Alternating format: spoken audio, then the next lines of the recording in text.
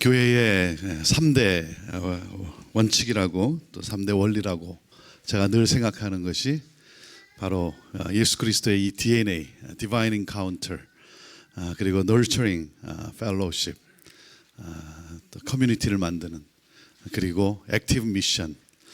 그래서 하늘을 향해 열린 예배 공동체, 서로를 향해 열린 교제 공동체, 그리고 세상을 향해 열린 선교 공동체, 이 세 가지 교회가 늘 점검하고 또 우리 스스로 돌아보고 해야 될 이 세 가지 내용입니다. 그 중에 전 시간에 예배 공동체에 대해서 나눴고, 이제 두 번째, 세 번째 오늘 이 시간에 함께 나눕니다.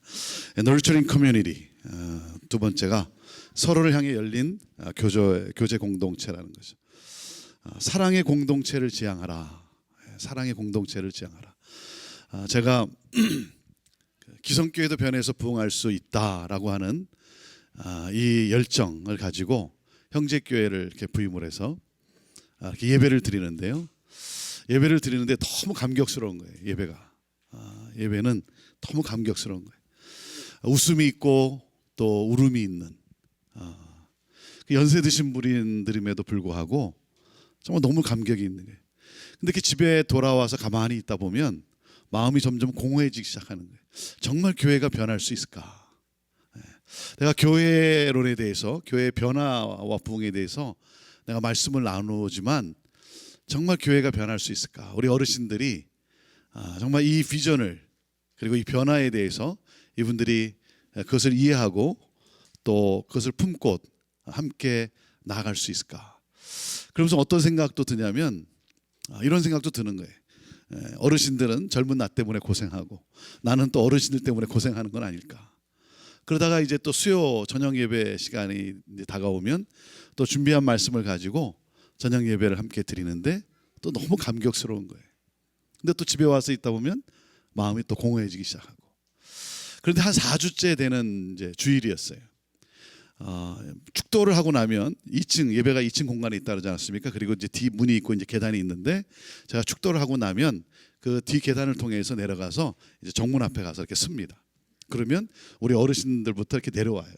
계단을 통해 내려오고 이제 악수하고 뭐 이렇게 인사하고 헤어지는 건데, 제가 수요일 저녁 예배 때도 그렇게 하고 주일 예배 때도 늘 그렇게 했어요. 근데 4주째 되는 주일인데 축도를 하고 이제 인사를 하기 위해서 뒤 계단을 통해서 내려가서 이제 앞에 이렇게 서 있었어요. 앞에 서 있고, 앞에 이렇게 서 있으면 이제 내려오시는데 우리 백합회원들이 이렇게 먼저 내려오십니다. 우리 백합회원들이 먼저 내려오세요. 그러면 이제 이렇게 인사하고 뭐 악수도 하고 그리고 이제 헤어지는 건데, 그날도 제가 이렇게 서 있었어요. 서 있는데 이렇게 내려오시는 거예요. 내려오시는 걸 보면서 내가 이제 인사를 드려야지 하고 바라보면서 한 발자국 딱 앞으로 옮기는데 갑자기 너무 사랑스러운 거예요. 너무 사랑스러운 거예요. 그래서 그냥 이렇게 부둥켜 안고, 권사님 사랑합니다. 집사님 축복합니다. 강건하셔야 합니다. 너무 사랑스러운 거예요. 그러면서 그때 제 머리를 강타한 게 뭐냐면 이거였어요. 준아, 이게 목회야. 준아, 이게 목양이야. 제가 왜 사랑에 대한 메시지를 안 나눠봤겠습니까? 근데 하나님께서 그 현장 속에서 제 자신을 다시 한번 일깨워 주는데, 준아, 이게 목회야. 사랑하고 사랑받고, 이게 목회야. 그러면서 그때 제가 깨달은 것이 뭐였냐면, 변화라고 하는 것은, 제가 변화를 외치는데 변화라고 하는 것은 loving process라는 게 loving process. 사랑의 관계에 의해서, 사랑의 힘에 의해서 변화가 일어난다는 거예요. 여러분, 목적이 우리를 이끌어가는 것이 아니라 사랑의 힘이 목적을 향해 가게 한다는 거예요. 사랑하고 사랑받고, 사랑의 공동체라는 거죠. 사랑의 공동체. 저희 백합회원들은요, 제 열렬한 팬입니다. 제 열렬한 팬이에요. 어느 정도 열렬한 팬이냐면, 제가 찬양을 하다가 손을 들면요, 일제히 손을 들어요. 일제히 손을 들어요. 제 열렬한 팬이에요. 그래서 제가 가끔 설교하다가도 누님, 뭐 형님, 뭐 이렇게 표현하기도 합니다. 정말 참 얼마나 귀하냐면 제가 예배 순서 가운데 이제 경배와 찬양도 이렇게 넣어서 부른다 그러지 않았습니까? 우리 어르신들이 어떻게 경배와 찬양을 뭐 제대로 따라 부를 수 있겠습니까? 그렇잖아요. 때로는 막 엇박자로 나가는데. 예. 그리고 그 경배와 찬양을 부르면서 무슨 은혜가 되겠어요? 예. 우리 어르신들은요, 지금까지 지내온 것 주의 크신 은혜라, 이거 불러야 마음이 찡하고 은혜가 되는 분들이에요. 예. 그런데 이게 우리가 갈 길이라고 하니까, 예. 이렇게 함으로써 여러분의 자녀들이 돌아오고 그 손주들이 다시 돌아오고, 예. 그래서 함께 어우러진 3세대가 어우러진 그러한 예배를 드릴 수 있다고 하니까, 예. 그러니까 그냥 그 가사를 읽으면서, 예. 따라 부를 수는 없잖아요. 예. 가사를 읽으면서 함께 하는 거예요. 함께. 왜요? 사랑하니까. 예. 제가 섬기는 시애틀 형제교회가 71년도에 개척이 되고 85년도 14년이 됐을 때 그때 교회가 와장창 분열이 됐어요. 그래서 그것 때문에, 그 사건 때문에 개척하셨던 목사님도 시애틀을 떠나야만 했어요. 시애틀이 더 이상 살 수가 없는, 예, 떠나셔야만 했고, 그런 이제 교회였어요. 왜 그랬냐면 71년도에 이제 청년 유학생 몇 분들이, 그리고 이제 이민 온 몇 분들이, 그때 뭐 한인이 시애틀에 뭐 몇 명이나 있었겠습니까?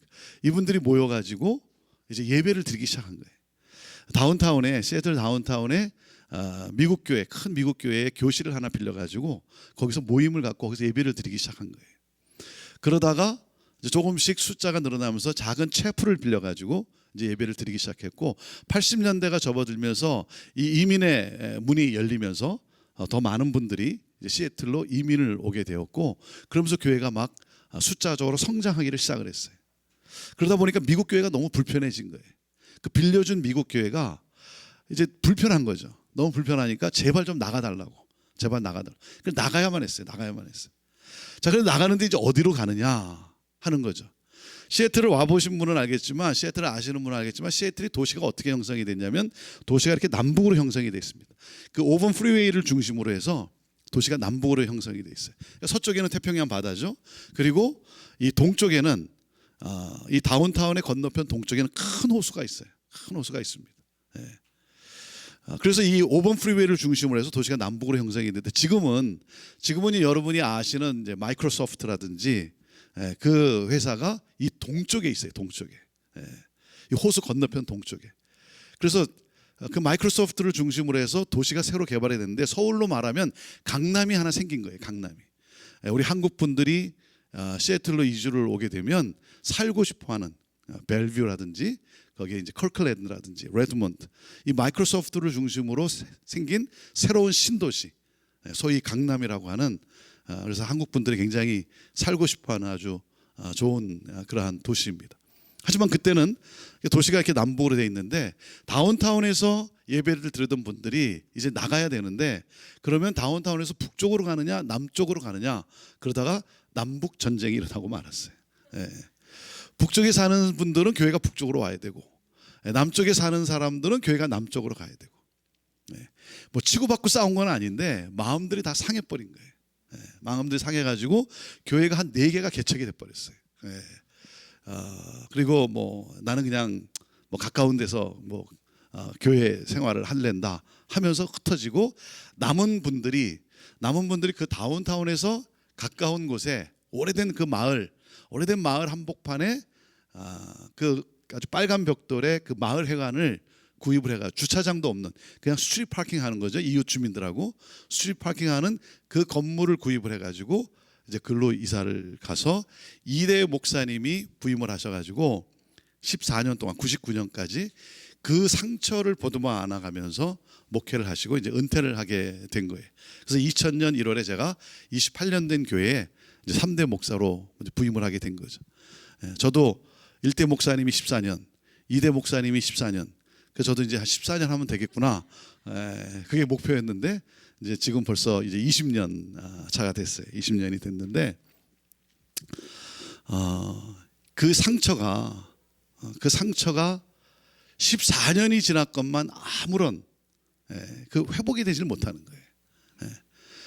그러니까 건축에 대한 이야기만 나오면 다 부르르 떠는 거예요. 함께 모여서 예배도 드리고 같이 식사도 하고 악수도 하지만 그 이전 건축 문제만 나오면 그때 그 상처가 그 85년도에 그 상처가 올라와 가지고 막 그때 누가 어떻게 해서 뭐 어떻게 해서 서로 굉장히 공격적이고 부르르 떠는 거예요. 제가 그 교회 학생이었다 그러지 않았습니까? 제가 84년도에 이제 바이올라로 트랜스퍼를 해서 LA로 내려왔고, 그리고 85년도 여름 방학 때 이제 집이 시애틀에 있으니까 여름 방학 때 이제 올라갔는데 가보니까 다 없는 거예요. 친구들도 다 없어진 거예요. 왜냐하면 부모들이 싸워가지고 다 떠나버린 거예요. 하나님이 어떻게 사랑의 하나님이냐 이거예요. 우리 부모님이 믿는 하나님이 정말 사랑의 하나님이냐 이거예요. 그래가지고 아예 떠나버렸어요. 교회를 다른 곳으로 갔으면 그래도 괜찮죠. 근데 아예 하나님으로부터 다 떠나버린 거예요.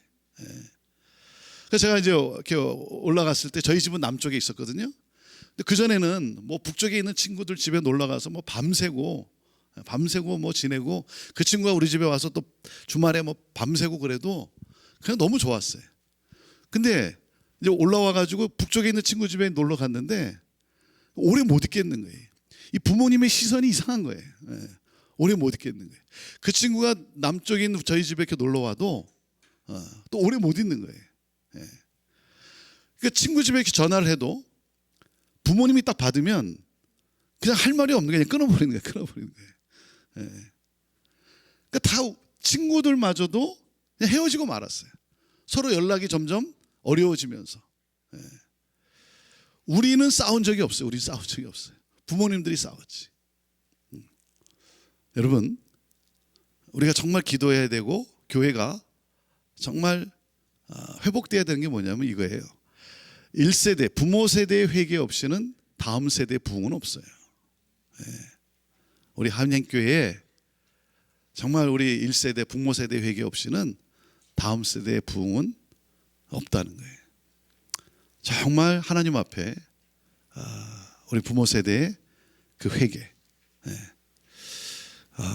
그리고 그 다음 세대를 향한 정말 그 뜨거운 사랑을 쏟아부을 수 있는 그러한 우리 1세대 부모 세대가 돼야 되는 것이죠. 제가 형제교회를 이렇게 부임하고 나니까 얼마 안 있어 북쪽에 있는 권사님이 전화가 왔어요. 너무 중요한 일이래요. 목사님 빨리 만나야 된대요. 급하게 만나야 된대요. 너무 중요한 일이고 급하게 만나야 된다. 그래서 제가 이제 운전하고 가긴 갈 텐데 궁금하잖아요.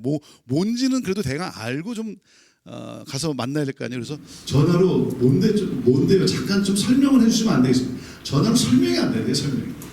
그래서 운전하고 갔어요. 갔더니 그 권사님 뭐라 그러냐면, 목사님 교회는 북쪽으로 와야 합니다. 그런 거예요.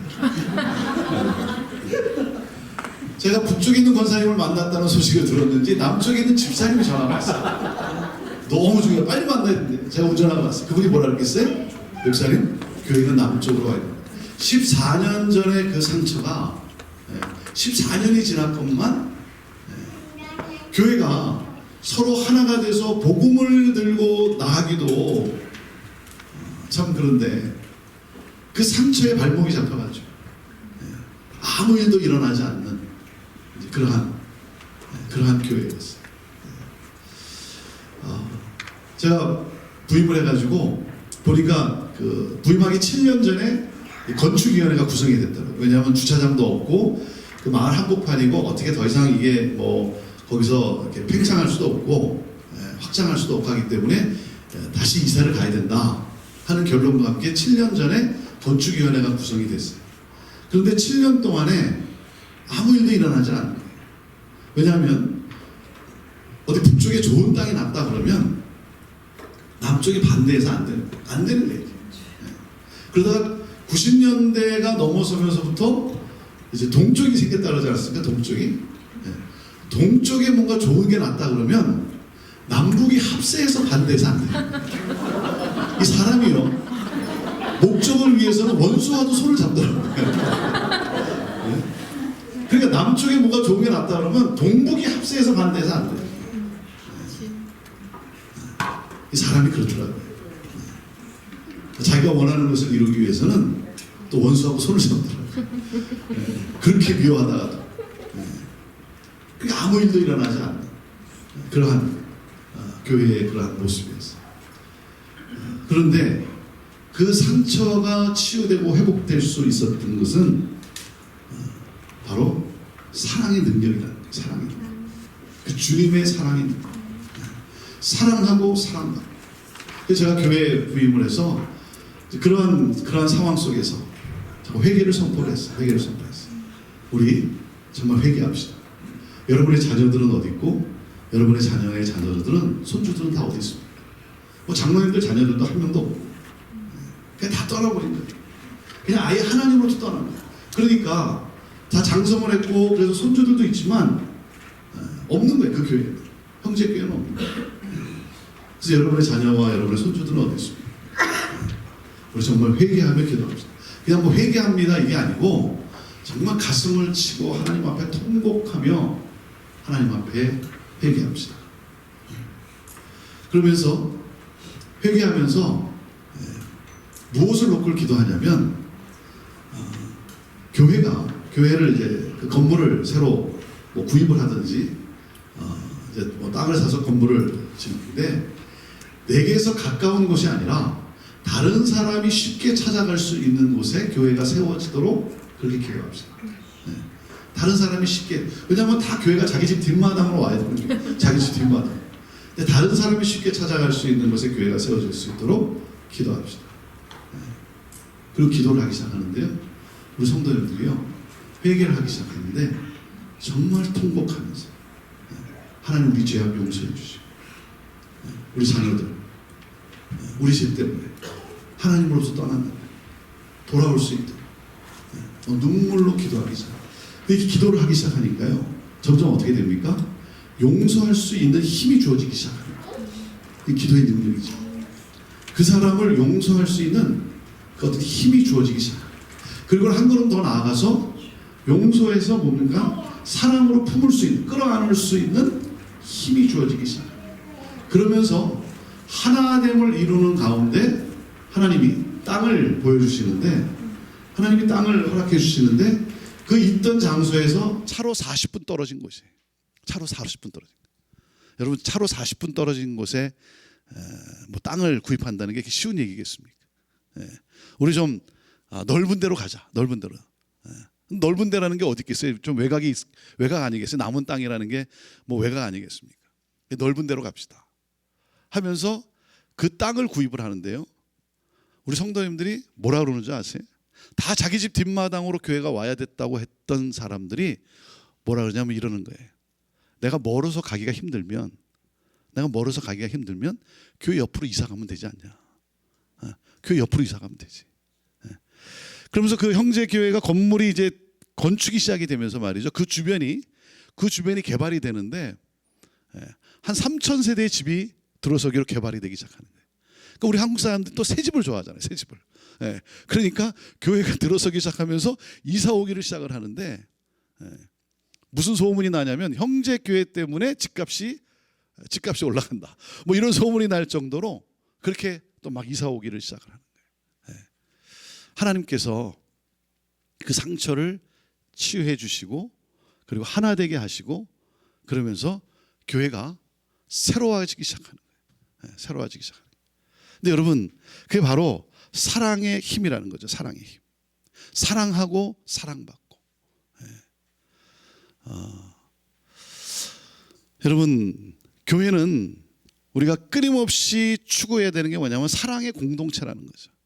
당신은 왜 그 교회를 가십니까? 당신은 왜 그 교회를 가십니까? 라고 했을 때 여러분 듣고 싶은 대답이 뭐겠어요? 들려주고 싶은 대답이 뭐겠어요? 이거 아니겠어요? 거기 가면 거기엔 사랑이 있습니다. 거기엔 사랑이 있습니다. 여러분 교회의 힘은요 건물의 크기에 있지가 않아요. 교회의 힘은 숫자의 크기에 있는 게 아니에요. 교회의 힘은 사랑의 힘의 크기에 있는 거예요. 서로 사랑하는 공동체. 사랑하는 공동체. 그래서 두 번째로 정말 목자로서의 예수님의 사랑을 담고 싶은 거죠. 예수님의 사랑을 담고 싶습니다. 여러분, 예수를 믿는다는 것은 예수님을 닮아간다는 거 아닙니까? 예수님을 닮아가는 거. 예수님의 어떤 성품을 여러분 닮고 싶습니까?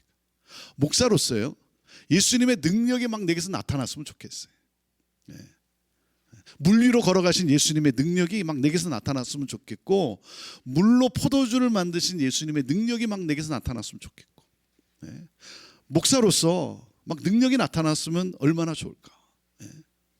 오병이어의 기적이 나타나고, 병든 자에게 기도할 때마다 병든 자가 나음을 얻고, 네.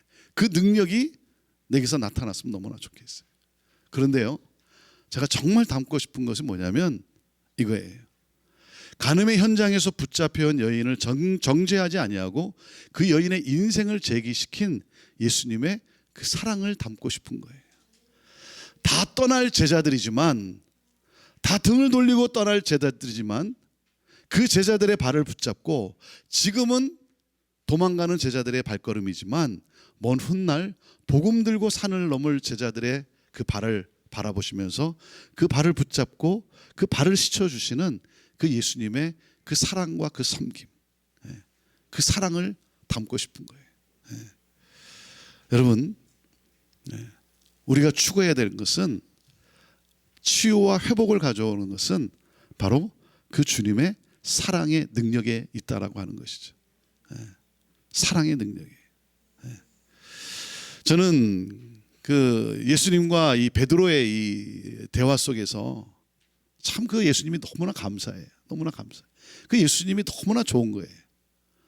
여러분, 베드로에게 예수님이 질문하지 않습니까? Do you love me? 그 질문을 해요. Do you love me? 너가 나를 사랑하느냐? 근데 예수님이 몰라서 묻는 질문이 아니잖아요. 베드로가 예수님을 사랑하는지 안 하는지 몰라서 그 답을 얻고 싶어서 묻는 질문이 아니잖아요. 아니, 예수님이 하나님이신데 어떻게 모르겠어요. 예수님을 아세요. 베드로가 예수님을 사랑한다는 사실을 예수님은 알고 있어요. 몰라서 묻는 질문도 아니고요. 베드로가 3번을 부인했으니까 너도 한번 맛 좀 봐라. 그래서 여러분, 그래서 3번 묻는 질문이냐 이거예요. 야, 인마, 너 정말 나 사랑해? 너 한번 대답해봐. 너 나 사랑해? 한번 대답해봐. 그런 상처난 곳에 소금을 끼얹는 그런 시니컬한 질문이냐 이거예요. 여러분, 그런 질문이 무슨 회복을 가져오겠습니까? 예수님이 몰라서 묻는 질문도 아니고요, 시니컬한 그러한, 너가 3번 너가 부정했으니까 너도 한번 맛 좀 봐라 라고 하는, 그 마음을 아프게 하는 그런 질문도 아니고, Do you love me? 이 질문에는요 중요한 전제가 있어요. 전제가 예수님의 고백이 담겨져 있다는 거죠. 그게 뭐겠습니까? I do love you. 난 널 사랑하고 있어. 이 예수님의 마음이 베드로의 그 마음을 두드리고 있는 것이죠. 여러분, 엄마 아빠가 어린 아이한테 너 엄마 아빠 사랑하니? 너 엄마 아빠 사랑해? 할 때 여러분 꼭 사랑한다는 대답을 듣고 싶어서 여러분 묻습니까? 그렇지 않아요. 그 질문할 때 부모의 심정이 뭐예요? No matter what, 너가 똑똑하건 똑똑하지 않건 간에, 너가 건강하건 건강하지 않건 간에 넌 내 아들이야, 넌 내 딸이야, 난 널 사랑해 라고 하는 이 부모의 마음이 쏟아지는 것이죠. 그러니까 베드로가 뭐라고 대답을 합니까? 주님 아시죠? 그러잖아요. 주님 아시죠. 그럼 베드로야, 알지. 너가 나 사랑하는 거 내가 알고 있어. 그리고 베드로야, 난 널 사랑해. 난 한 번도 너를 떠난 적이 없어.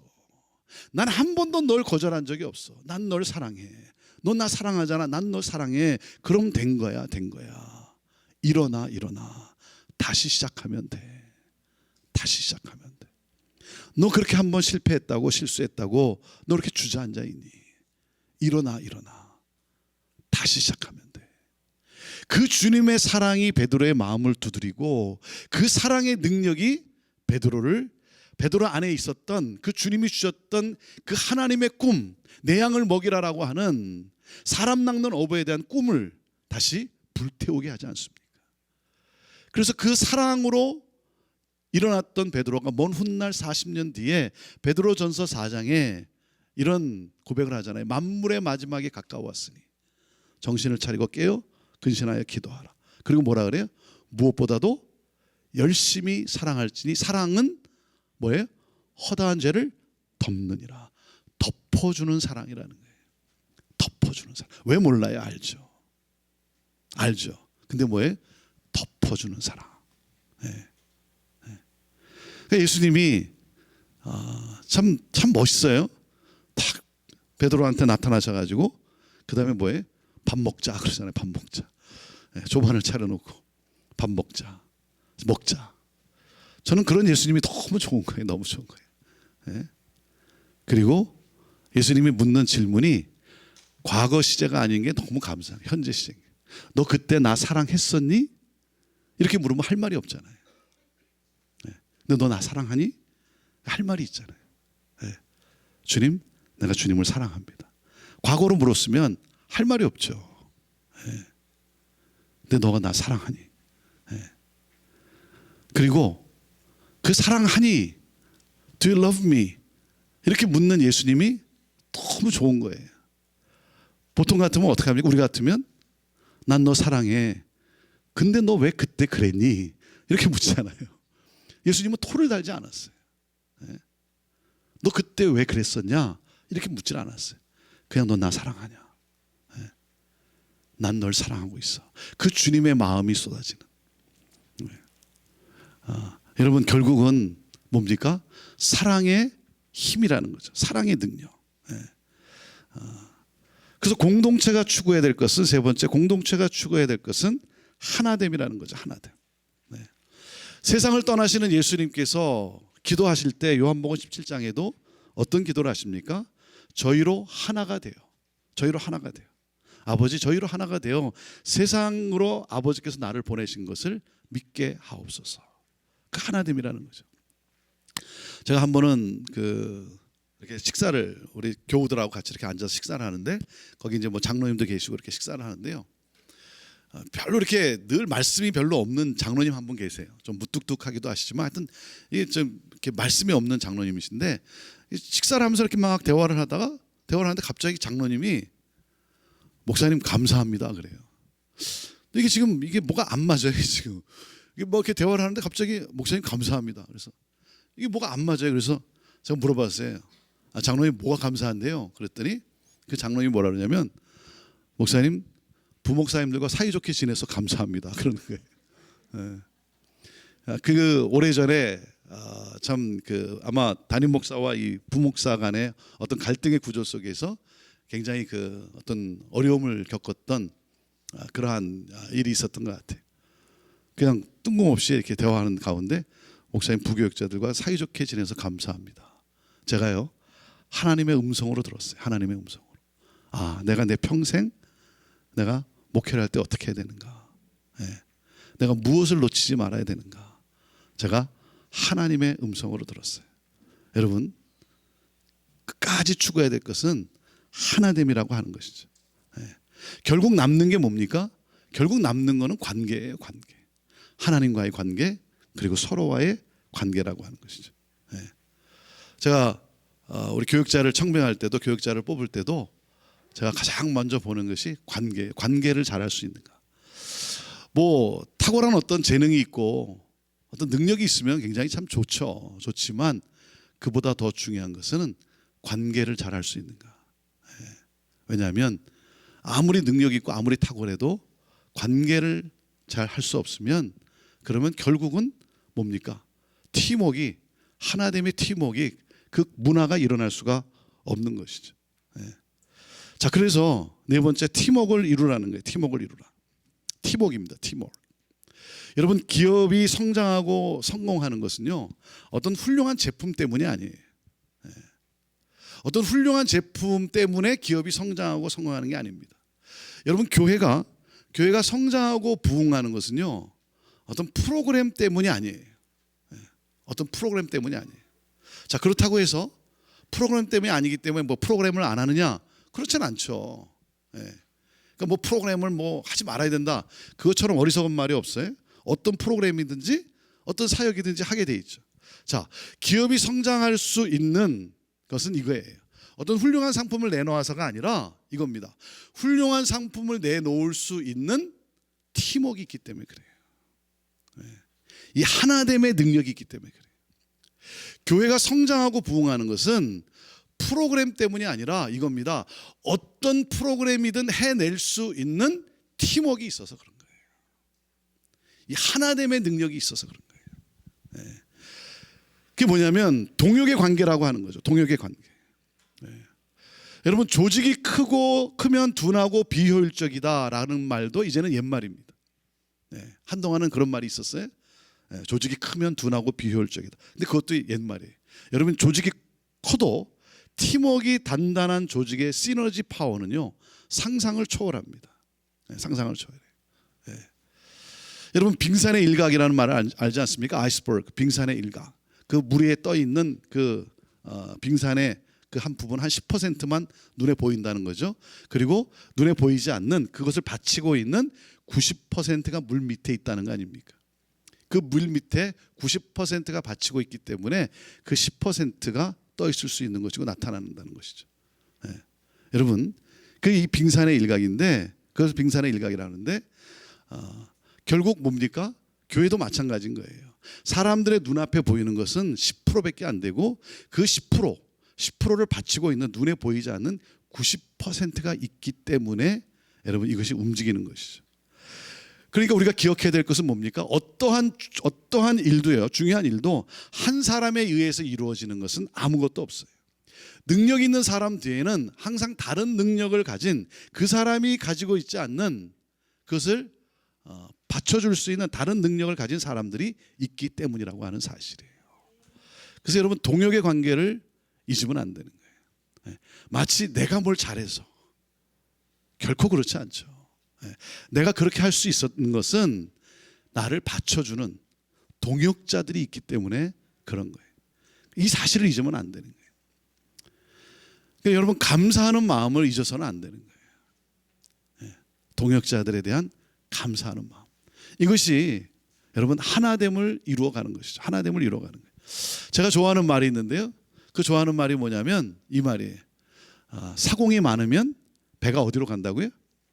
산으로 간다라는 말이 있어요. 제가 이 말을 좋아합니다. 사공이 많으면 배가 산으로 간다. 그게 무슨 말입니까? 사공들은 많은데, 사공들이 능력이 있는데, 각자 능력이 있는데 하나됨을 이루지 못해서, 하나됨을 이루지 못하니까 목적지를 향해 가지를 못하고 엉뚱한 곳을 간다는 거죠. 엉뚱한 곳. 그 엉뚱한 곳의 극치를 산으로 표현한 거죠. 배가 어떻게 산으로 갑니까? 그렇죠? 그러니까 아무리 사공이 많아도 하나를 되지 못하면 엉뚱한 곳, 배가 산으로 갈 수밖에 없다. 그런데 제가 이 말을 굉장히 좋아해요. 제가 왜 이 말을 좋아하느냐면 사공이 많아서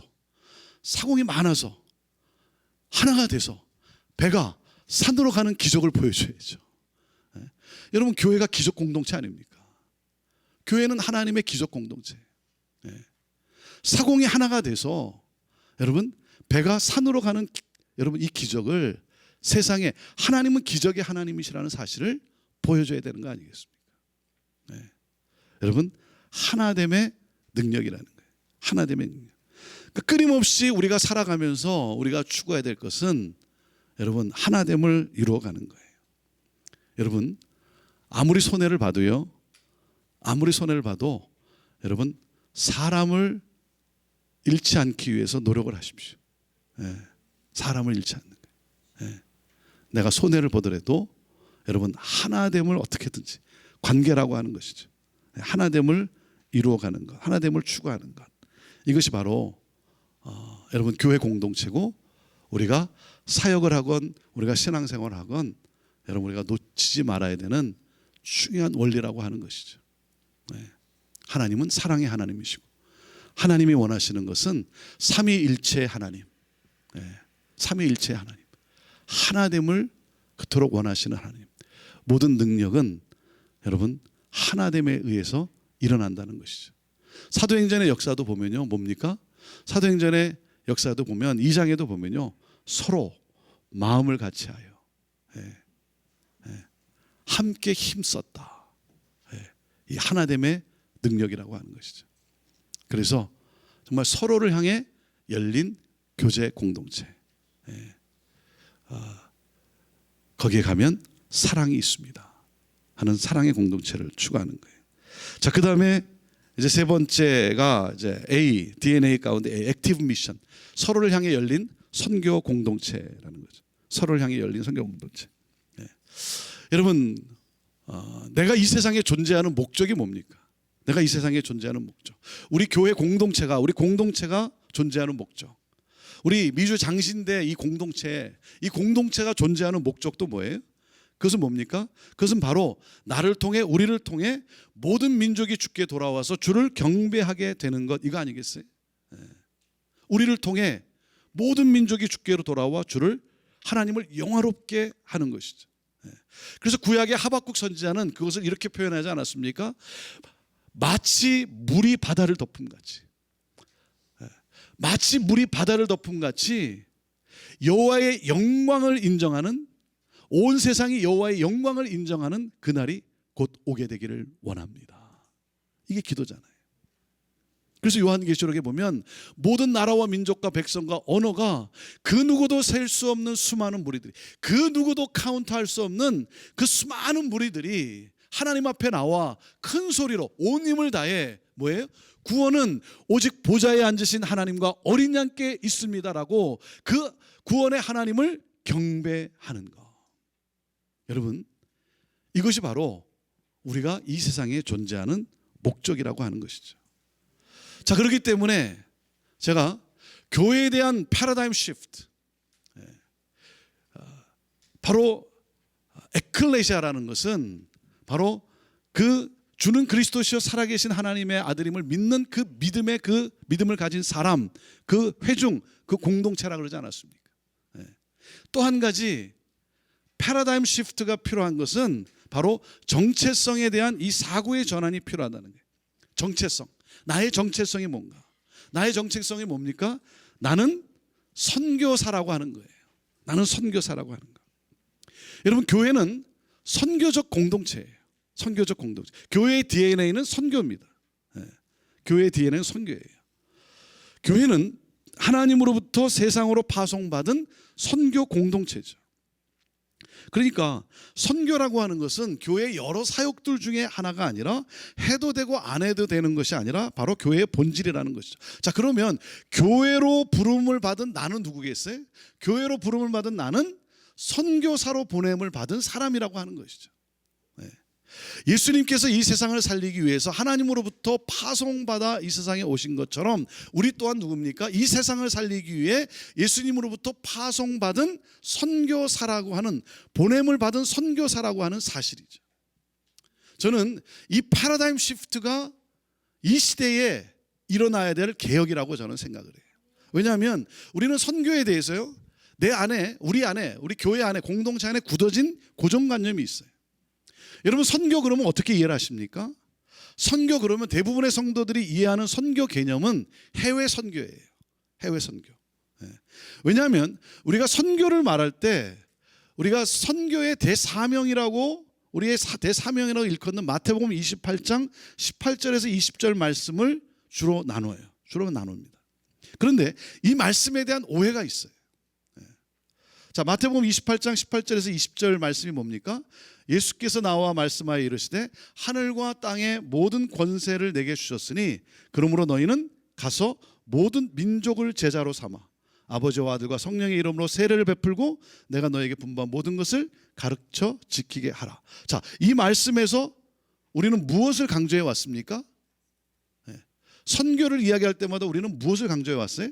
가라는 단어를 강조해 왔어요. go, 가라고 하는 단어를. 왜냐하면 교회가 너무 선교를 안 하니까. 선교적 공동체가 어느 순간부터 너무 선교를 안 하니까 이 선교에 대해서 강조할 때마다, 이 말씀을 가지고 이야기할 때마다 어디에 강조했냐면 가라고 하는 이 단어에 강조를 했어요. 그러니까 이 단어가 교회가 선교 운동을 일으킨 데는 결정적인 기여를 했어요. 선교 운동을 일으키는 데는 결정적인 기여를 했어요. 하지만 여러분, 우리가 아는 대로 이 말씀에서 마태가 강조한 것이 뭐였어요? 무엇을 강조했습니까? 제자 삼으라는 거죠. 제자 삼으라. 제자를 삼기 위해서 가고 세례를 주고 가르치라는 것이죠. 그러니까 이 세 단어가 동사가 아니라 보조 분사라는 건 아닙니까? 제자 삼기 위해서 가고 세례를 주고 가르치라는 것. 그런데 가라의 강조를 두다 보니까 어떻게 여기게 됐냐면, 이 세월이 지나오면서, 기독교 역사의 세월이 지나오면서 어떻게 여기게 됐냐면 해외로 가지 않으면 선교라고 여기지를 않게 된 거예요. 그러니까 선교를 해외라고 하는 지리적 이동으로 옮겼어요. 지리적 이동으로 여겼어요. 다시 말하면 선교를 지리적 이동으로 제한시켰어요. 네. 여러분, 선교는 지리적 경계와 상관없이 제자를 삼기 위해 행하는 모든 사역을 포괄하는 거예요. 그러니까 지리적에서 뭡니까? 다시 복음을 받아들여야 하는 사람으로 이동을 해야 되는 거예요. 그래서 선교는요, 오히려 지리적으로 제한이 없어요. 그게 선교예요. 지리적으로 제한이 없어요. 그리고 오늘날 우리가 이 시대에 알고 있는 것처럼 뭡니까? 이제는 세계가 내 이웃으로 다 다가왔잖아요. 내 커뮤니티 안으로 들어왔잖아요. 그렇죠? 그러니까 제가 목회를 하면서 안타까울 때가 언제냐면 우리 성도님들이 단기 선교 나갈 때예요. 단기 선교 나갈 때. 우리 성도님들이 단기 선교를 나가면요, 해외로 단기 선교를 나가면 정말 선교사로 살아요. 그 한 열흘에서 한 보름 되는 그 시간을 정말 선교사로 살아요. 가서 불편한데도 불평하지 않고, 잠자리가 뭐 힘든데도, 그리고 음식도 잘 맞지 않은데도, 그래도 생전 먹어보지 않은 것도, 먹기 힘든 것도 막 내놓으면 또 뭐 맛있다 그러고 먹고 말이죠. 그리고 뭡니까? 있는 거 다 주고 와요. 그 며칠 동안 있으면서 잠도 제대로 못 자가면서 하여튼 할 수 있는 것을, 그 주님의 사랑과 복음을 전하기 위해서, 나누기 위해서 할 수 있는 걸 다 해요. 올 때도 보면요, 뭐 줄 수 있는 거 있으면 다 줘요. 자켓도 주고 뭐 혁띠까지도 빼갖고 주기도 하고 말이죠. 정말 선교사로 살아요. 단기 선교를 나가면. 근데 안타까운 게 뭐냐면 그 사역을 마치고 다시 시애틀 공항에 딱 도착해서 나오는 순간 뭐예요? 완전히 바뀌어버리는 거예요. 이 선교적 마인드를 잊어버리는 거예요. 그러니까 선교라고 하는 것을 지리적 이동 개념으로 말이죠. 그러니까 해외로 가면 내가 선교사로 살고, 여기서는 뭐예요? 치열하게 아메리칸 주림을 위해 살아가는 거예요. 그게 너무나 안타까운 거예요. 그래서 어떻게 하면 나는 선교사라고 하는, 나는 이 세상을 살리기 위해서 하나님으로부터 보냄을 받은 선교사라고 하는 이 정체성을 가지고 살아갈 수 있을까 해서, 저는 우리 교회가 지금 하고 있는 캠페인이 뭐냐면 이 I am 캠페인이에요. I am 캠페인. I am. I'm a missionary. 나는 선교사입니다. Yes, I am. Yes, I am. 이 캠페인이에요. I am. 형제교회는 어떤 교회다? 누가 물어보면 제가 이렇게 대답하라고 가르쳐요. 형제교회는 I am 교회입니다. I am 교회입니다. 나는 선교사다. 나는 선교사다라고 그렇게 고백하고 그렇게 자각하고 살아가는 삶. 근데 여러분, 사실요, 우리 많은 평신도들이, 우리 많은 성도들이 사실 선교사로서 선교적 삶을 살아가고 있어요. 정말 열심히 일하면서, 여러분, 그 해외 선교지에 있는 또 선교사님들을 위해서도 여러분 선교 헌금도 하고 그렇잖아요. 정말 열심히 정말 선교적 삶을 살아요. 본인이 자각을 안 할 뿐이지 선교적 삶을 살아요. 그래서 이 IM 캠페인을 통해서 제가 하고 있는 게 뭐냐면, 당신이 선교사로 지금 살아가고 있습니다라고 하는 사실을 제가 다시 한번 일깨워주고, 그리고 어떻게 하면 좀 더 그 의식을 가지고, 그 마음을 가지고 고객들을 대하고 어떻게 비즈니스를 해나가고 어떻게 삶을 살아갈 수 있는가, 이것을 좀 더 자각할 수 있도록 돕는, 격려하는 그러한 일들을 합니다. 나는 선교사라고 하는 사실. 자, 여러분, 하나님 부르셔서 해외로, 다른 나라로, 다른 민족으로 들어가는 분들, 파송받아 나가는 분들, 그분들 여러분 계속 복음이 땅끝까지 증거되기 위해서 계속 파송을 해야죠. 그런데 해외로 파송받아 나간 사람만이 선교사가 아니라 우리 모두가 다 선교사라고 하는 것이죠. 나는 오늘 여기 있으면, 나는 오늘 이곳에서 나는 선교사로 나는 살아가는 그러한 선교사라고 하는 사실이죠. 여러분, 선교사는 어떻게 삽니까? 선교사는요, 여러분, 마이너리티로 살아가지 않습니다. 선교사는요, 그 나라의 주인으로 살아가요. 선교사는요, 마이너리티로 어떻게 하면 내가 이 나라로부터 도움을 받을 수 있을까, 정부로부터 뭘 내가 얻어낼 수 있을까, 선교사는 그렇게 살아가지 않아요. 어떻게 하면 내가 이 세상을, 이 나라를 축복할 수 있을까? 그래서 없는 가운데서도 어떻게 하면 내가 좀 나눌 수 있을까? 베풀 수 있을까? 주인의식을 가지고 살아갑니다. 그게 선교사인 거죠. 그 선교사의 이 I am, 내가 선교사라고 하는 정의는 간단한 거죠. 선교사의 정의가 뭐겠습니까? 하나님을 사랑하고 이웃을 사랑하는 삶을 사는 사람 아니겠습니까? 그러니까 이웃, 일상생활 속에서 만나는 사람들, 그들이 누구든 간에 그들을 사랑하는 사람. 내 이웃이 누구든 간에, 그렇죠? 내 이웃으로 들어온 그 사람들, 일상생활 속에서 그 사람들이 어떤 민족이건 어떤 종족이건 어떤 삶을 살아가는 사람들이건 간에 그 사람들을 사랑하는 사람.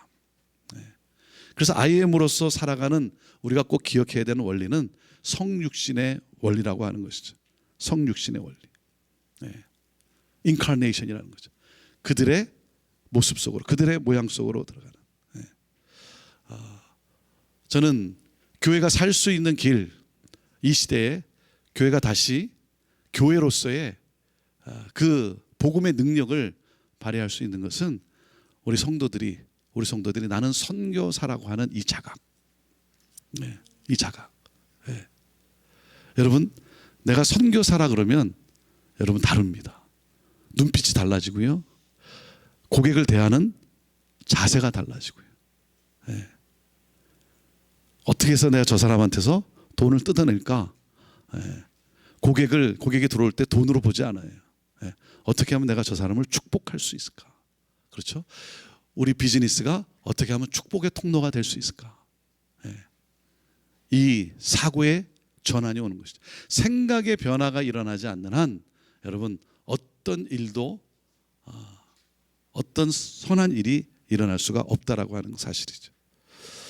자, 그렇기 때문에 IM으로서 중요한 것은 유연함이라는 거예요. 유연함으로 소통의 길을 열라는 거예요. 유연함으로 소통의 길을 열라. 그 고린도전서 9장 19절에 보면 사도 바울이 이렇게 말씀을 합니다. 내가 모든 사람에게서 자유로우나 스스로 모든 사람에게 종이 된 것은 더 많은 사람을 얻고자 함이라 그래요. 자기가 자유롭지만 그러나 오히려 종이 되는 것을 택했다는 거죠.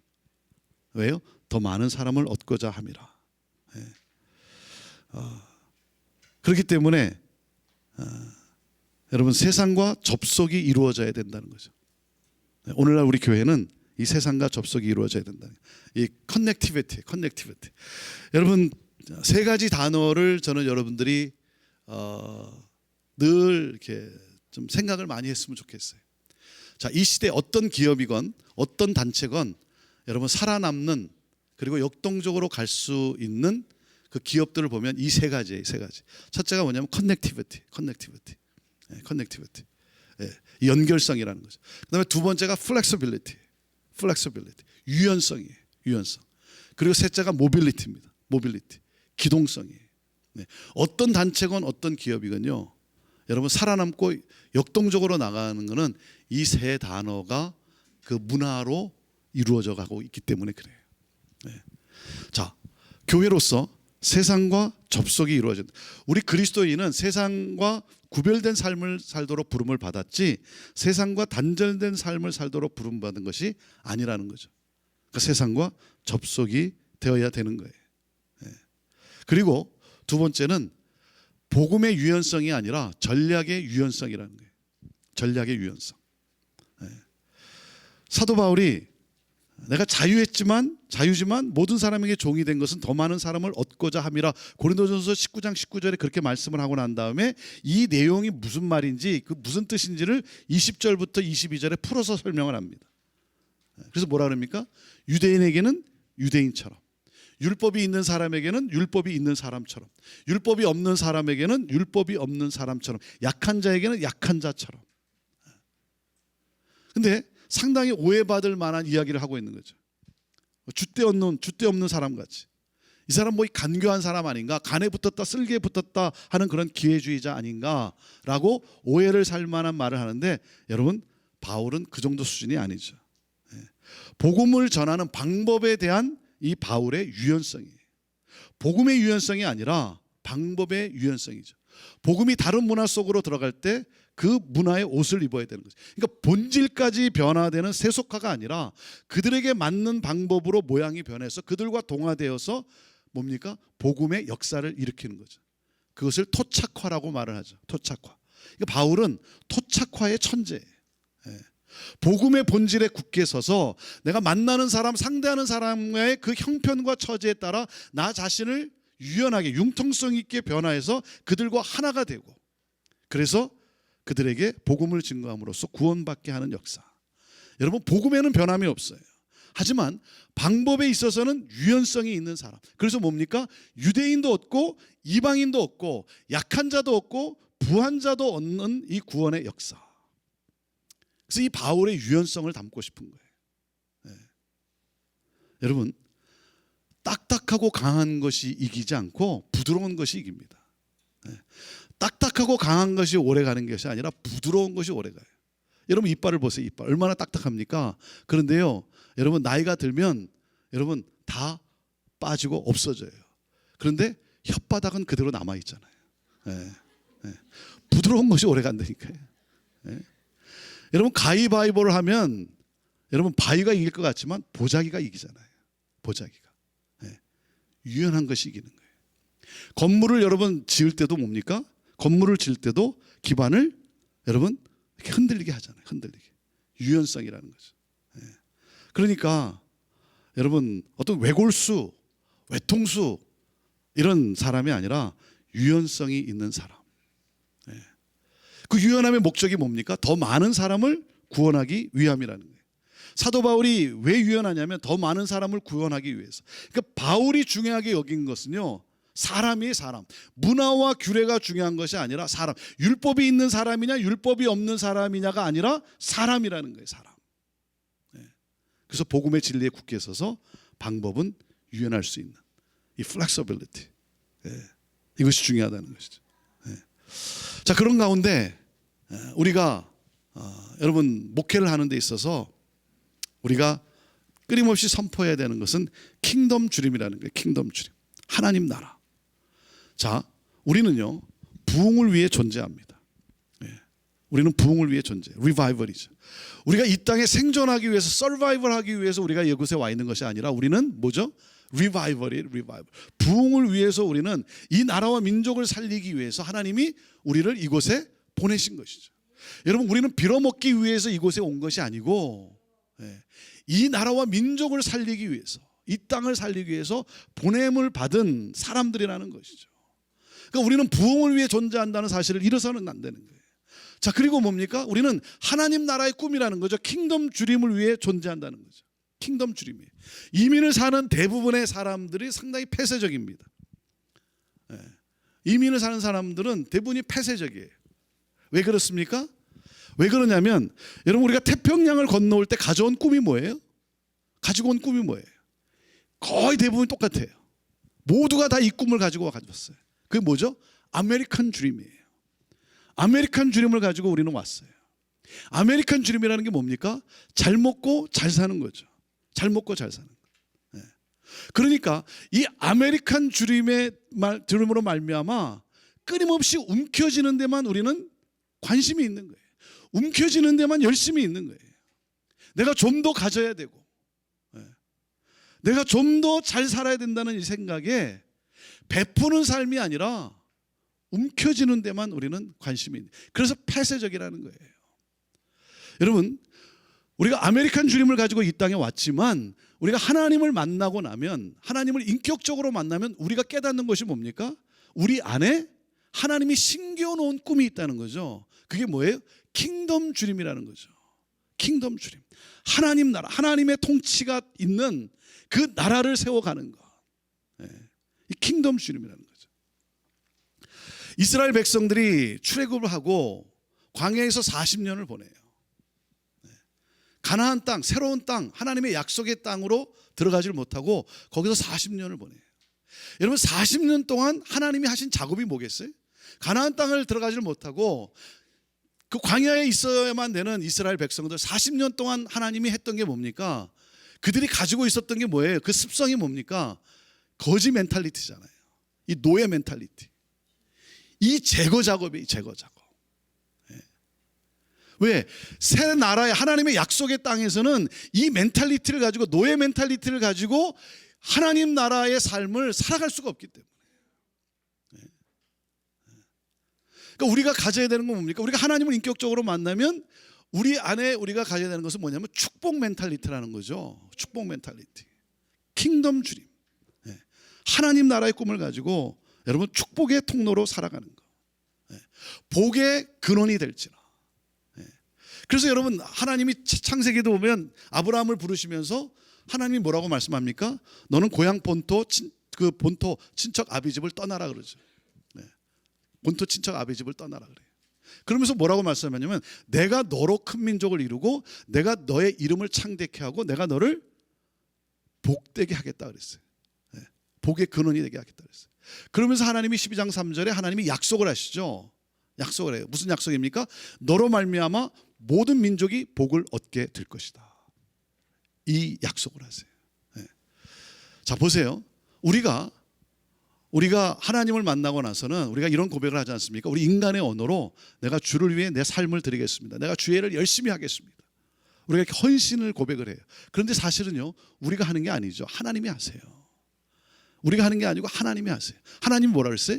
내가 너로 큰 민족을 이룰 것이고 내가 너의 이름을 창대케 할 것이고 내가 너를 복의 근원이 되게 하시겠다 그랬어요. 하나님이 하시겠다 그랬어요. 내가 할 일은 뭡니까? 본토 친척 아비집을 떠나는 거죠. 본토 친척 아비집이라는 게 뭐예요? 내 익숙한 삶이라는 거예요. 익숙한 삶. 나 중심의 삶. 내 편안한 나 중심의 삶. 나라고 하는 이 울타리에 갇혀져 있는 나 중심의 삶. 이 나 중심의 삶에 안주하지 말고 떠나라는 거예요. 떠나라. 여러분 안주하지 마십시오. 왜냐하면 안주하면 술이 따라 나오고 망하게 되어 있어요. 그러니까 안주하면 안 돼. 안주하면 안 돼. 자, 신앙이라는 게 뭡니까? 신앙은 나 중심에서 떠나 어디로? 하나님의 약속을 향하여. 그 하나님의 약속이 뭡니까? 너로 말미암아 모든 민족이 복을 얻게 될 것이다. 이 킹덤 주림이죠. 킹덤 주림. 그러니까 우리는 복을 받기 위해서 우리가 하나님을 믿는 것이 아니고 하나님이 주신 복으로 복의 근원의 삶을 살아가는 것이 우리의 삶이라고 하는 것이죠. 여러분 우리가 이 축복 멘탈리티로 떠나지 않으면, 본토 친척 아비집을 떠나지 않으면 이 땅은요 희망이 없는 거예요. 그리고 우리 다음 세대에 희망이 없는 거예요. 그래서 우리 주님은 너로 말미암아 모든 민족이 복을 얻게 될 것이다. 너희는 가서 모든 민족으로 제자를 삼으라고 말씀을 하신 것이죠. 그러면서 그 20절 하반절에 우리 주님이 약속을 하시지 않습니까? 볼지어다 내가 세상 끝날까지 너희와 함께 있으리라 하시니라. 왜 이 말씀을 하셨습니까? 왜냐하면 그 길이 쉽지 않기 때문이라는 거죠. 그 길이 쉽지 않기 때문에. 왜? 사탄이 가만히 있지 않기 때문에. 사탄은 교회가 세워지고 복음이 땅 끝까지 증거되는 것을 막아야 하기 때문에 어떻게 해서든 사탄은 교회를 이길 수 없다는 사실을 알아요. 이길 수 없다는 사실을 알지만 어떻게든 그래도 무너뜨리기 위해서 온갖 방법과 협박과 핍박을 동원해서 어떻게든 무너뜨려 보려고 애쓰는 것이 사탄 아니겠습니까? 그런데 우리 주님이 세상 끝날까지 내가 너희와 함께 있으리라 약속을 하셨어요. 하늘과 땅의 모든 권세를 가지신 예수님께서 그 길이 쉽지 않기 때문에 약속을 하신 거예요. 여러분 우리가 목회의 길을 걸어가는 것도 이게 쉽지 않지 않습니까? 여러분 목회를 하다가 보면 사역을 하다 보면 생각지도 않게 사람들로부터 내가 오해를 살 때가 있고 또 어려움을 당할 때도 있고 그럴 때마다 여러분 그것 때문에 하나님을 사랑하는 것을 여러분 포기하지 마십시오. 많은 경우 사람들로부터 상처를 받으면서 주의 일을 포기를 해요. 안 하면 그만이지. 내가 안 하고 말지. 내가 뭐 이런 말 들어가면서 내가 이런 사역을 해야 되나. 내가 이렇게 뭐 이런 조롱 멸시를 오해를 받아가면서 내가 굳이 뭐 이 사역을 해야 되나. 여러분 사탄한테 지는 거죠. 지는 거예요. 여러분 세상의 뭐 때문에 아니고 세상이 그 어떤 것이 내가 하나님을 사랑해서 하나님의 그 은혜에 반응해서 사역하는 것을 여러분 멈추게 하도록 여러분 포기하면 안 되는 것이죠. 네. 여러분 하나님은 우리를 이 땅을 살리기 위해서 나라와 민족과 열방을 살리기 위해서 우리를 보내셨어요. 우리를 부르시고 보내신 거예요. 그래서 세상을 향해 열린 여러분 선교 공동체, 이것이 바로 교회의 DNA 본질 중에 하나라고 하는 사실이죠. 네. 하늘을 향해 열려 있고 예배 공동체, 서로를 향해 열려 있는 하나됨을 이루어가는 사랑의 공동체인 교제 공동체, 그리고 세상을 향해 열려 있는 선교 공동체, 이것이 바로 교회의 DNA이고 우리 공동체의 DNA이고, 네. 저는 여러분들이 함께 정말 이 DNA를 가지고 여러분 끊임없이 하나님을 예배하는 예배자로서의 그 삶과 그리고 끊임없이 하나됨을 이루어가는 그러한 교제 공동체, 그 공동체를, 그 교회를 이루어가고, 그리고 함께 이 복음을 땅끝까지 증거하겠습니다 라고 하는, 세상 끝날까지 나와 함께 하시겠다라고 하는 주님의 약속, 그 주님을 여러분 느끼면서 체험하면서 그 길을 끝까지 걸어갈 수 있게 되기를 바라요. 제가 이런 생각을 해봤어요. 내가 주님을 만나면, 이 다음에 주님을 만나면 내가 어떻게 행동을 할까, 그런 생각을 해봤어요. 주님을 만나면요, 주님을 만나는 순간 주님을 붙잡고 막 울 것 같아요. 주님을 붙잡고 막 울 것 같아요.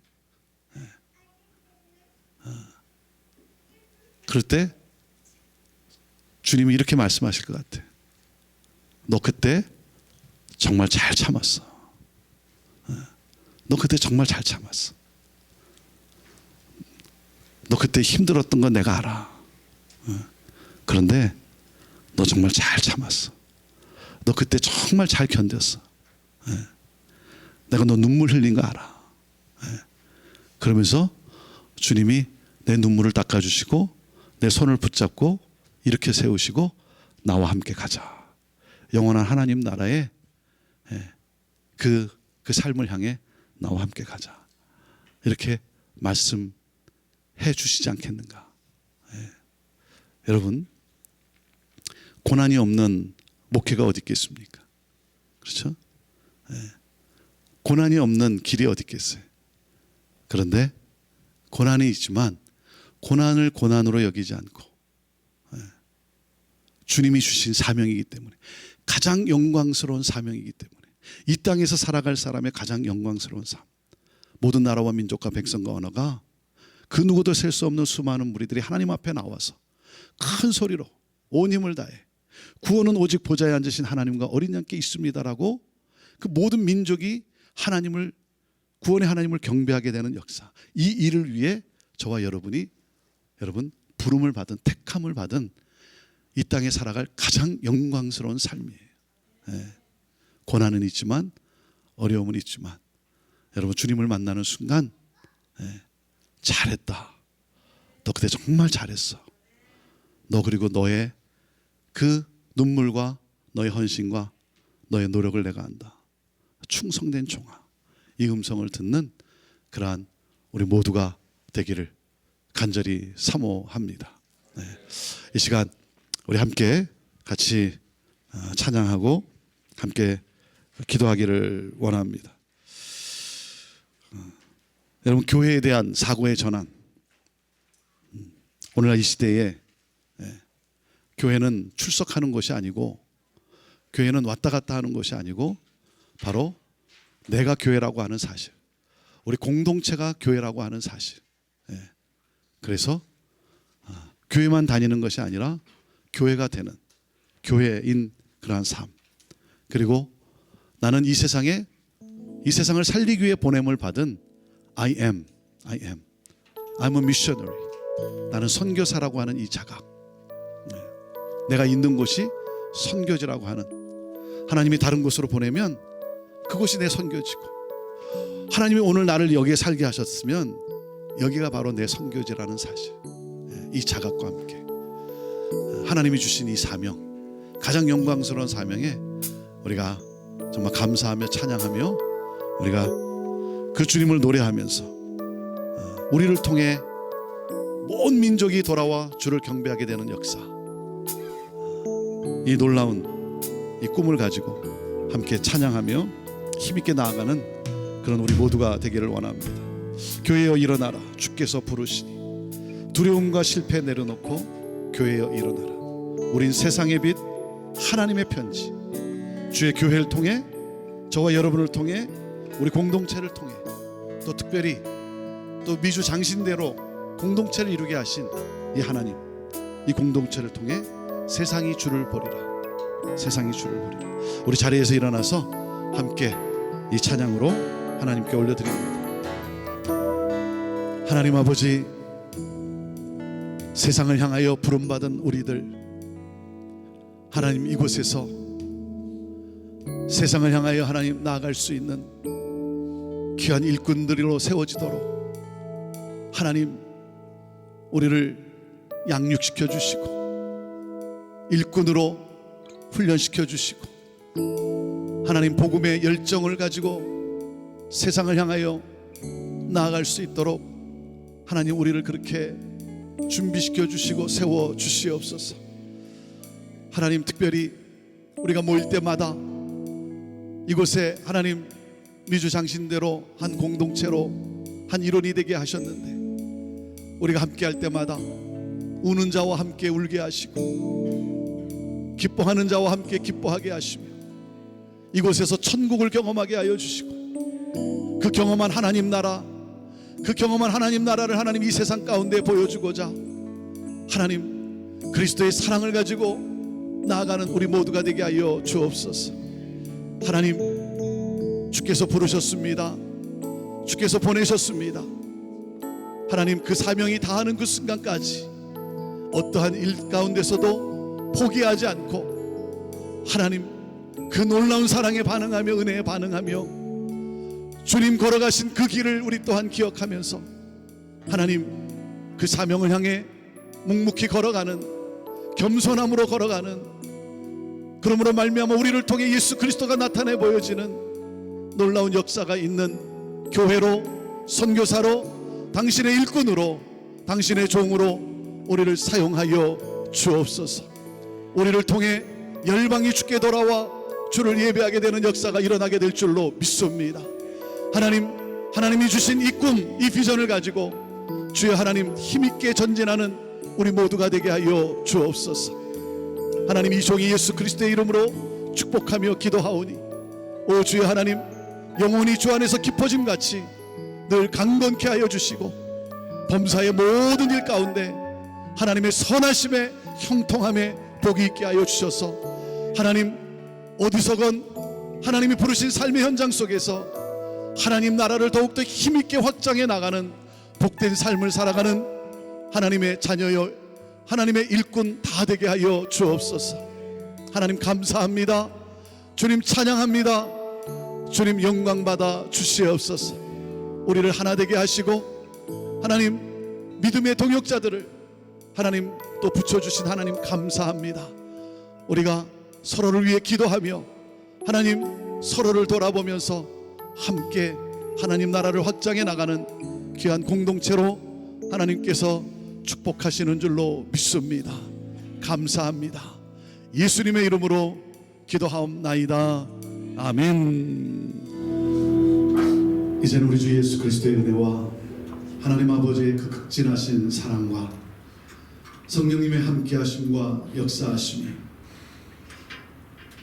주님 앞에 열정을 드리고 그 은혜에 감사하며 삶을 드리며 주님이 쓰시고자 하시는 대로 쓰임받기를 기뻐하며 함께한 우리 이곳의 모든 믿음의 동역자들 위해 오늘도 주께서 보내셔서 곳곳에 나아가 주의 사랑을 가지고 복음을 전하는 우리 선교사님들과 또 사역자들과 또 모든 교회들 위해 온 열방과 이 나라 민족과 우리의 조국과 어둠 속에 갇혀 고통당하는 북한 땅 우리 사랑하는 형제들 위해 특별히 미주 장신대로 우리를 하나 되게 하시며 또 이곳을 통하여 놀라운 일들을 이루어 가시는 그 놀라운 역사,